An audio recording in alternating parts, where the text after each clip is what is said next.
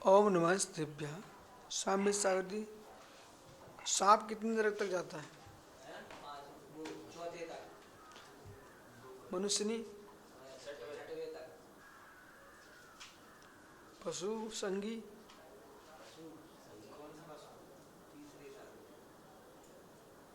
तीसरे तक कौन जाता है?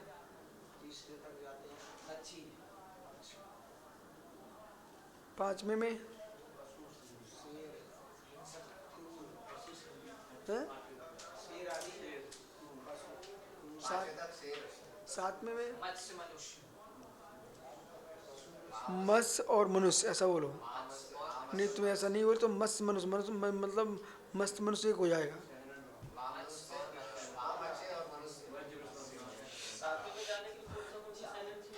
ब्रजभूषण।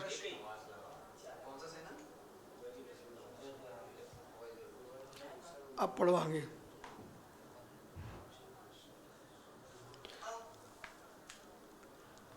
सप्तम नरकम निरुत्थित मिथ्यत्व निवर्तन्ति। ओ बालक, सप्तम नरक में है? सप्तम नरक में गया जीव वो मिथ्यात के साथ जाएगा और मिथ्या साथ ही आएगा। समझ गए ना?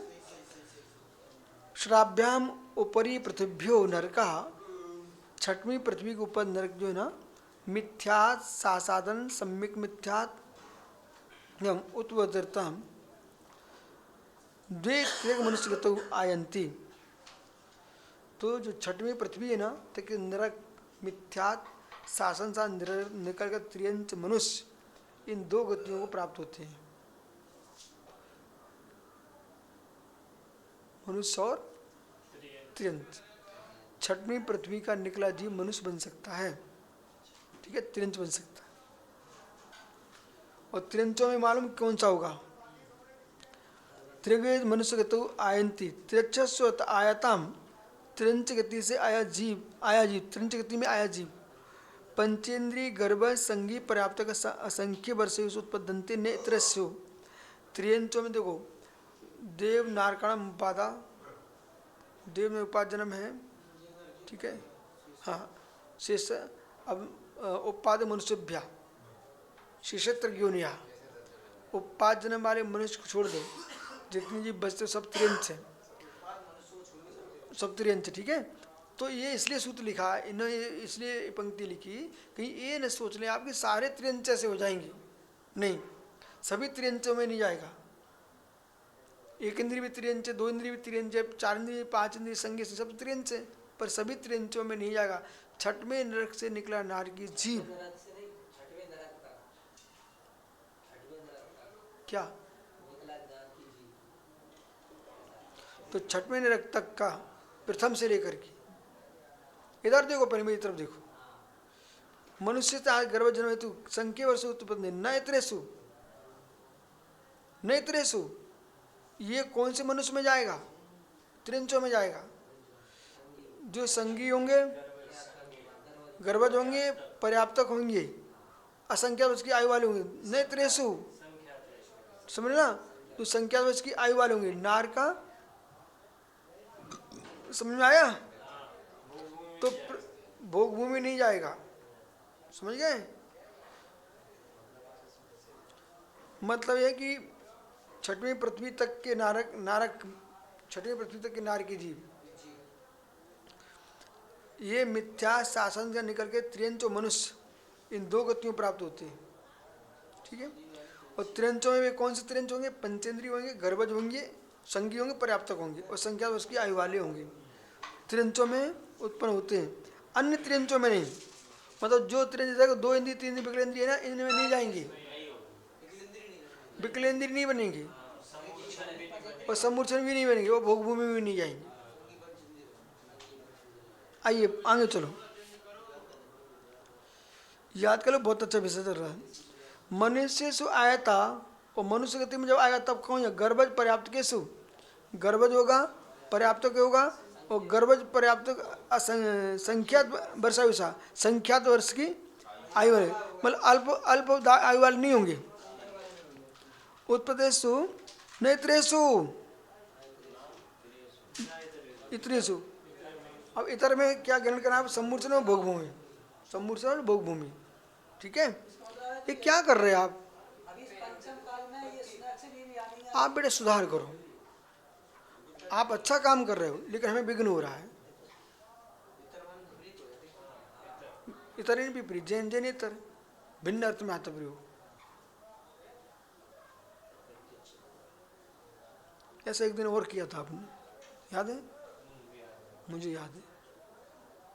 मुझे कोई शौक नहीं, आप भगवान आत्मा हो। सप्तम नरकाय मिथ्या दृष्टि नारकेभ्या उत्व्रतता एक मेवा, और सप्तम नरक में निकला है मिथ्या दृष्टि जीव त्वरत एक मेवा त्रियंच गति मायंती।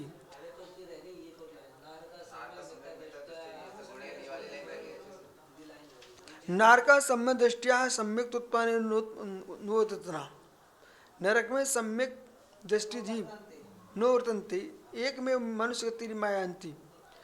जो नरक से सम्यक दृष्टि जीव आता ना, अब तो मनुष्य गति में ही जाता है। जो नरक से सम्यक दृष्टि जीव निकलेगा वो समुद्र सहित मर कर आया तो मनुष्य गति में उत्पन्न होते हैं, गर्भवत पर्याप्त संख्या आयु वाले में ही उत्पन्न होते हैं, और इतर से यानी सम्मूर्छन मनुष्य नहीं बनेंगे। नरकम समदृष्टि सम्यक्त्व न उत्पन्ना, नरक में नार की सम्यक सहित निकलता है तो मनुष्य गति में ही आता है। ठीक है, मनुष्य से आय तक गर्भवत पर्याप्त के असंख्य वर्ष उत्पन्नते नेत्रेषु, वो सम्मूर्छन मनुष्य नहीं बनेगा, अल्पायु वाला नहीं बनेगा। ऊपर एक लाइन छोड़ी, नरक का सम्यक मिथ्या दृष्टि गुणों नोर्तन्ते, नरक में सम्यक मिथ्या दृष्टि नहीं निकलते क्योंकि तीसरे गुण स्थान मृत्यु नहीं होती। तीसरे गुण स्थान से जीव नरक से नहीं निकलता। क्यों नहीं निकलता? क्योंकि उसमें मरण नहीं है। समझ रहे कि नहीं? अभी आप लोग जितना पढ़ रहे हैं यहाँ पर, ये तुम पूरा विषय समझ लो। आपको षटखंडागम और गोम्बट सार का बहुत सारा विषय तुम्हारे सामने रखा हुआ है।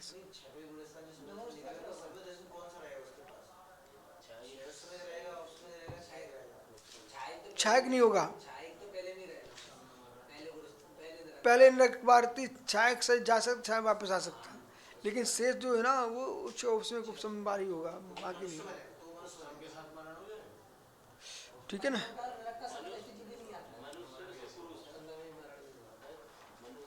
चौबीस से साथ आ जाए, आइए। और बाकी उपसम में मरण होता है। पहले इधर दो मित्र, उपसम मरण नहीं मानोगे तो अपर्याप्त में उपसम नहीं बनेगा। मेरी तब देखना, मैं पूरी बात खुलासा कर, प्रश्न नहीं करना। उपसम में अपर्याप्त अवस्था में उपसम सम्यक कैसे बन सकता है? तो 11वें गुण स्थान में जिन्होंने मरण किया है वे अपर्याप्त अवस्था में भी, पहले सुनते जाओ यार, उपसम के साथ अपर्याप्त अवस्था में उनका वो वहाँ देवगति को प्राप्त कर लेते हैं, क्योंकि मूर्त उपसम सम्यक से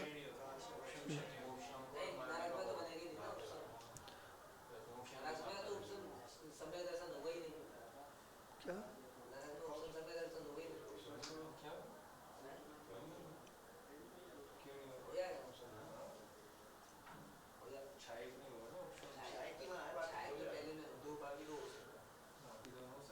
नरक में हो सकता है उपसम सम्यक।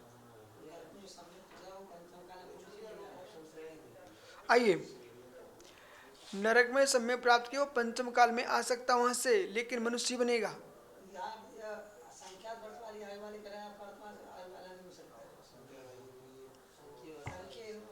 तो आपकी संख्यात वर्ष की आयु नहीं है क्या?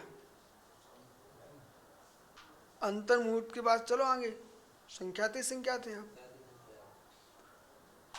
अल्प आयु वाला नहीं होगा, संख्यात वर्ष आयु वाला होगा। मतलब अंतर मुहूर्त मरने वाला नहीं बनेगा, क्षुद्र भाव ग्रहण नहीं करेगा। बहुत बढ़िया विषय है। तो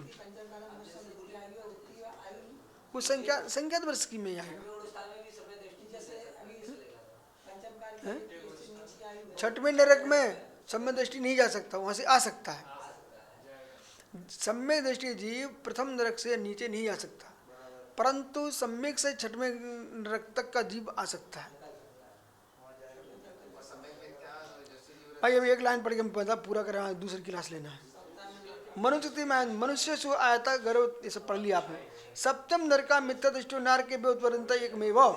सप्तम नरक में मिथ्या दृष्टि जीव ही निकलता है, एकमात्र मिथ्यात्व के साथ ही निकलता है।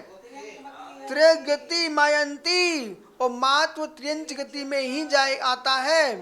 त्रियकश्चातम, और त्रियंचम जब आएगा वो कौन सा त्रियंच बनेगा? पंचेंद्री गर्भद पर्याप्त संख्या वर्ष उत्पन्न न इतरेसु, वो वहां से आएगा ना तो नियम से पंचेंद्री होगा, गर्भज होगा, पर्याप्तक होगा, संख्या की आयु वाला होगा। वो सम्मूर्छन सम्मूर्छन नहीं बनेगा, वो क्रूर प्रणव संख्यात संख्यात। ठीक है, शेष आगे बोलते